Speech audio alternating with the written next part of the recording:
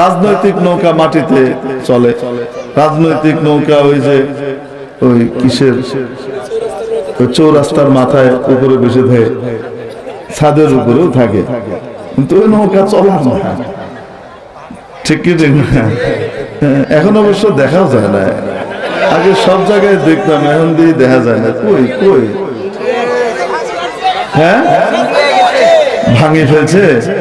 আহা, এ কেমন ইজ্জত হইল, হ্যাঁ? যে ইজ্জত দিয়ে তারপরে পাছায় লাত, এই ইজ্জত কি ইজ্জত? ইজ্জত তো হইতো এটা যে দুনিয়া থেকে চলে গেলেও মানুষের চোখ দিয়ে পানি পড়ে, মানুষের দিলের ভিতরে জায়গা হয়ে বসে থাকে, ওইটা ইজ্জত। আল্লাহ পাক আমাদেরকে প্রকৃত ইজ্জত অর্জন করবার তৌফিক দান করেন। এই ভুয়া নকল ইজ্জতের পিছনে ছুটবার থেকে বাঁচিয়ে দেন এবং আসল ইজ্জতের পথে চলবার ব্যবস্থা করে দেন। তো বলছিলাম নৌকা, নির্বাচনের নৌকা হয়তো মাটিতে চলে চাকা দিয়ে, সত্যিকারের নৌকা পানি ছাড়া চলবে? বলেন না কেন? নৌকা চলতে হলে পানি লাগে, লাগে কি লাগে না? পানি যদি না থাকে নৌকা চলবে না, চড়ায় আটকে যাবে, খরায় আটকে যাবে। নৌকা চলার জন্য প্রয়োজন মাফিক পানি লাগে, কিন্তু তাই বলে পানি যেহেতু নৌকার জন্য গুরুত্বপূর্ণ, কোন ব্যক্তি যদি মনে করে পানি ছাড়া যেহেতু নৌকা চলে না, অতএব পানি ভিতরে ঢুকায় রাখে, একটু জমায় রাখি, তাই পানি যদি ভিতরে ঢুকাতে থাকে, নৌকার ভিতরে পানি ঢুকলে ওই নৌকা থাকবে না, ডুববে। আবেদার কষ্টি হালাকে কষ্টিয়াস, আবে আন্দাক জেরে কষ্টি পস্তিয়াস। দার্শনিক আল্লামা জালালউদ্দিন রুমি রাহমাতুল্লাহি আলাইহি উদাহরণ দিয়ে বুঝিয়েছেন পানি ছাড়া নৌকা চলে না, কিন্তু তাই বলে পানিকে নৌকার ভিতরে ঢুকানো যায় না, ঢুকালে শেষ।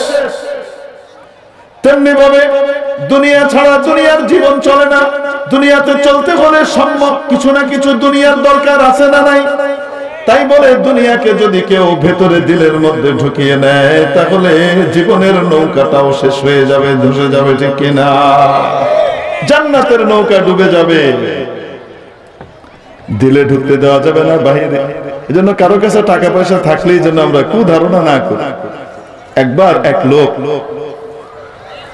একজন বড় বুজুর্গের নাম শুনেছে, তো নাম শুনে চিন্তা করেছে বুজুর্গের সাথে যাই, একটু দেখা করে আসে।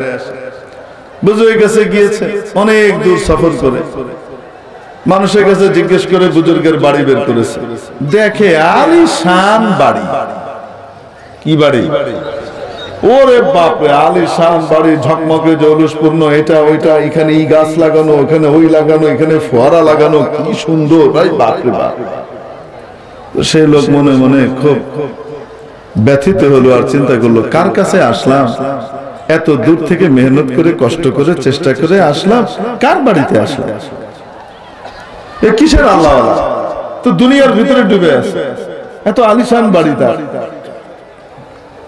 তো সে প্রধান দরজা আছে না, প্রধান ফটকের ভিতরে নিজে নিজে একটা কবিতার পংক্তি লিখে আসছে, তার মনের ব্যথা। দেখেন না, মানুষ যখন ছাকা খায় তখন কবি হয়। আমার এতক্ষণের ওয়াজের ভিতরে একমাত্র গ্রহণযোগ্য ওয়াজ এটা হইল। এইটা বলার পরে আমার যুব সমাজ সবাই হেসে দিছে। তার মানে হলো হুজুর এটা একদম পারফেক্ট সত্যি বলছে, নিজের জীবনের সাথে মিলতেছে। ছেঁকা খাইলে কি হয়, মানে ব্যথা পাইলে কবি হয়। মনের ব্যথা আর বেদনাটা মানুষের কিভাবে আসে, কাব্যের আকারে বের হয়। তো এখন এত দূর থেকে এসে এরকম ধরা খাইলাম, কার কাছে এলাম খামাখা। এই জন্য এখানে ব্যথায় একটা কবিতার পংক্তি, মনের ব্যথাটাই কবিতার আকারে এক লাইন লিখে গিয়েছে। নামার দাস্তা কে দুনিয়া দোস্তেদার, ওই ব্যক্তি আল্লাহওয়ালা হতে পারে না যে যার সাথে দুনিয়ার দোস্তি থাকে। ওই ব্যক্তি আল্লাহওয়ালা হতে পারে না যার কাছে কি থাকে, দুনিয়া থাকে। এত দুনিয়া, দুনিয়ার দোস্তি, সে আবার আল্লাহওয়ালা হয় কেন? নামার দোস্ত মানে নামার দে খোদা আনস্ত।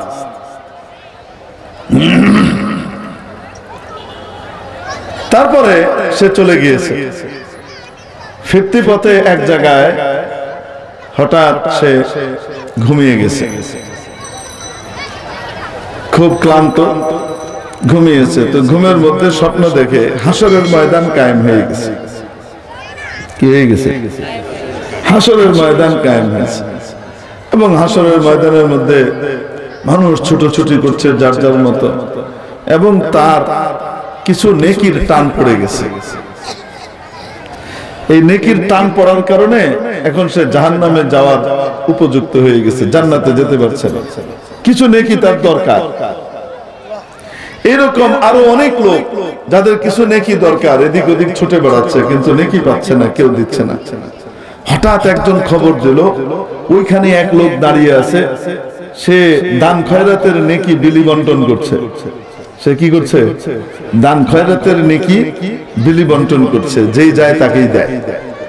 দৌড় দিয়ে ওইখানে গেছে, যাওয়ার পরে দেখে যে এক একজন ওনার কাছ থেকে অনেক নেকি টেকি নিয়ে যাচ্ছে, উনি দিচ্ছেন, ঠিক আছে যাও যাও যাও, মানে উনি পার পেয়ে গেছেন, কিন্তু ওনার কাছে এত আছে, উনি এখন অন্যকে কি করছেন? দিচ্ছেন। আচ্ছা ঠিক আছে যাও। এখন এই লোক গিয়ে হাজির হয়েছে, হযরত আমার এই দরকার, নাহলে আমি জাহান্নামে চলে যাচ্ছি। তো উনি দিয়ে দিলেন। দেওয়ার পরে জিজ্ঞেস করে, হুজুর আপনি কি, আপনি সবাইকে দিচ্ছেন? তো উনি বলছেন, তোমার কাজ হয়েছে তো, নাও তোমারটা হয়েছে তো? বলে হ্যাঁ হয়েছে তো। আগার দারাদ বরায়ে দোস্ত দারা, আমি সেই লোক। তুমি যে লিখে আসছো না আমার বাড়ির দরজায়, সে ব্যক্তি আল্লাহওয়ালা হতে পারে না যার কাছে অনেক দুনিয়া থাকে। মনে রেখো, যদি থাকে তাহলে সেটা নিজের জন্য না, দোস্তদের জন্য রাখা। সেটা আল্লাহর জন্য রাখা। আল্লাহ পাকের জন্য যে দুনিয়া থাকে, সেই দুনিয়া আখিরাতে অ্যাসেট হিসেবে আছে, সেটা আল্লাহওয়ালা হওয়ার বিরোধী নয়। হুজুর আপনি ওই শেখ যার সাথে দেখা করতে গেছিলাম? হ্যাঁ হ্যাঁ। তো এখন শেখ কি উত্তর দিয়েছেন? সে তো অর্ধেক লিখে আসছিল, শেখও অর্ধেক বলছেন। কি বলছেন? সে বলছিল নামার দাস্তা কে দুনিয়া দোস্ত দারা। শেখ বলে দিলেন আগার দারাদ বরায়ে দোস্ত দারা। তার কথাটাকে পুরা করে দিলেন। যদি রাখে তাহলে কার জন্য রাখে? আল্লাহর জন্য দুনিয়া তার কাছে থাকে, আর এটা দিয়ে সে আল্লাহকে খুশি করে, যার দ্বারা আল্লাহর বান্দাদের উপকার হয়।